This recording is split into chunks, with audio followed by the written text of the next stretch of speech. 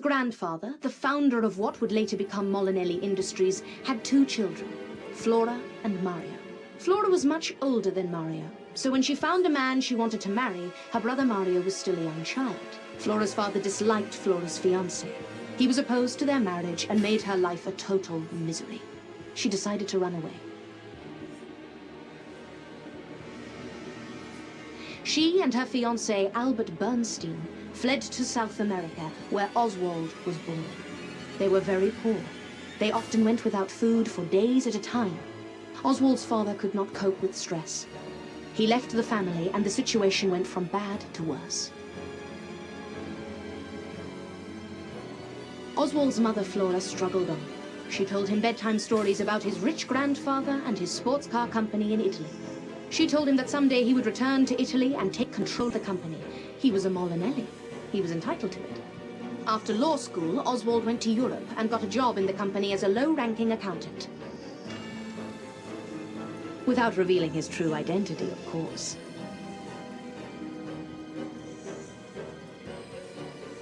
Because if there was no Aldo when Mario dies, the company would pass to Oswald as the only living descendant of his grandfather. Oswald wanted revenge so badly that he devoted his whole life to it. Oswald identified two candidates to frame, Silvia Molinelli and Fabio Verno. Both of them had plausible motives. He started with Silvia. The affair between Aldo and Paola was well known among Molinelli executives, so Oswald decided to set up Silvia, who was known to be jealous and suspicious. He wrote the anonymous letter telling her to board the train, but to remain invisible for as long as possible. Silvia played her role perfectly, without knowing that Oswald was pulling the strings. Oswald chatted with Aldo until the train started to slow down. The main brakes are very loud, so he stabbed Aldo when nobody could hear him screaming. He dragged the body to Paola's compartment and threw Silvia's stolen earring on the floor near Aldo's body. After the murder, Oswald rushed to the cafe to chat with me so that he would have the perfect alibi. But there was a problem. Vincent from the cafe had seen Oswald leaving Paola's compartment.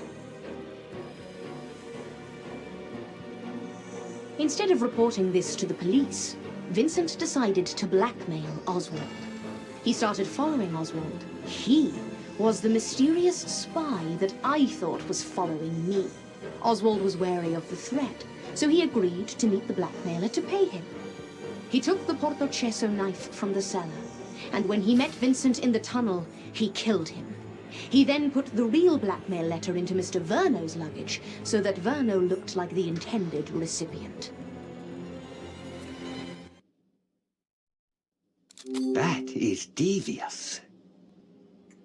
I know. He also put the Verno tires documents into your luggage to further incriminate you. I have been looking for them for so many years. Can I have a look at the documents?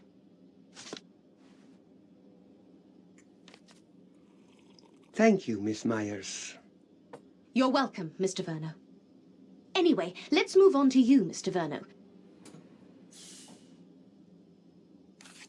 You were the plan B in case something went wrong with the Silvia scenario. Oswald knew that Mr. Verno hated the Molinellis because of the Verno tires deal, and that Mr. Verno would do anything to get the company back. He wrote an anonymous letter to Mr. Verno inviting him to Portocesso, and he offered help and information about Verno tires. The purpose of your visit to Portocesso was simple.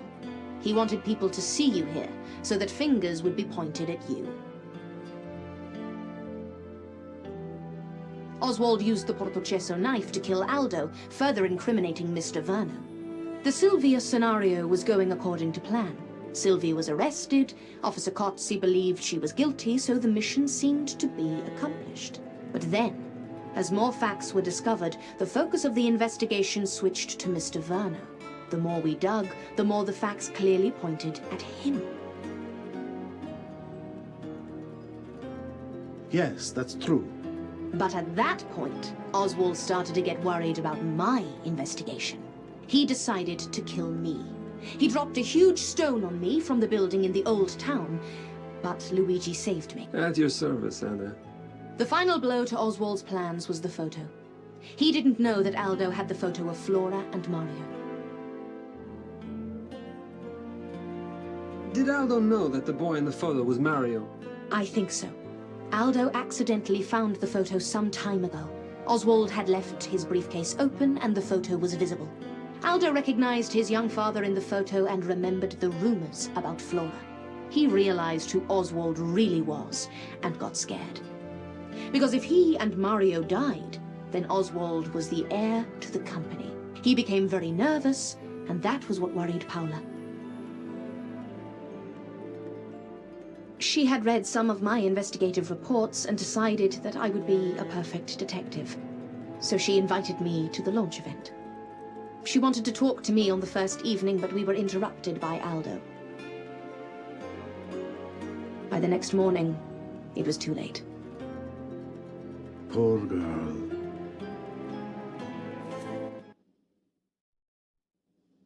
Did she really kill herself?